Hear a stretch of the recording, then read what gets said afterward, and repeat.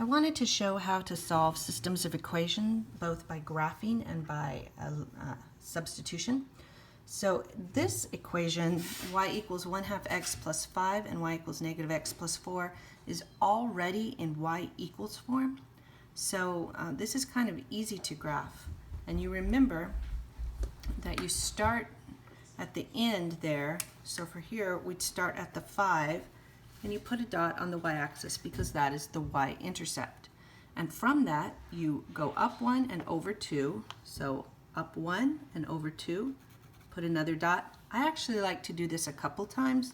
Once you have 2 dots, you could draw the line, but if I go down 1 and backward 2, or down 1 and backward 2, and continue the pattern, then I get all these exact points before I draw my line.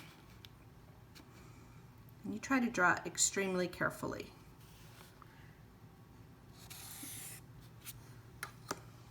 In the other line, you are going, starting this time at 4.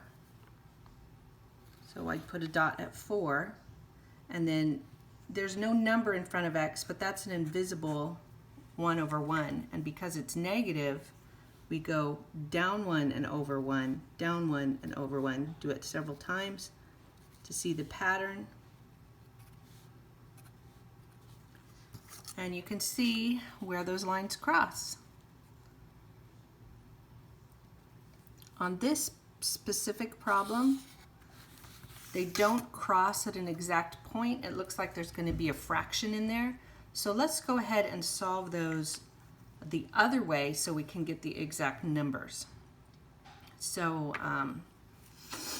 when you're solving, that was by graphing, of course. When you're solving by substitution,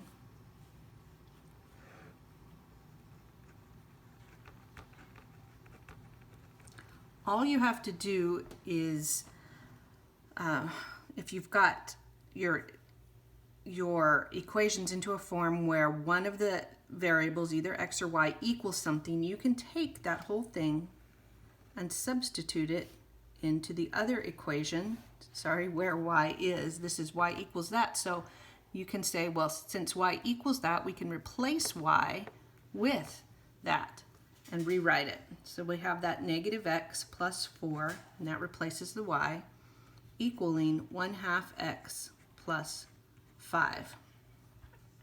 Here is a nice trick. I don't like working with fractions and equations, so to get rid of the fraction, I'm going to multiply everything by 2. That gives me negative 2x plus 8. 2 times 1/2, of course, cancels and just leaves me with x plus, and then 2 times 5 is 10. This is a little easier to work with. Hope you can see that. Okay, then I want to get my x's together. I have a negative 2x, but you know from your algebra rules, if you add 2x to both sides, you'll end up with, over here, 1x plus 2x is 3x.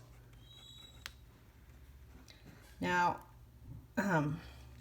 we want to subtract the 10 on both sides because we want to get x alone. And we have negative 2 equaling 3x. To get x alone, we divide by 3 in this last step.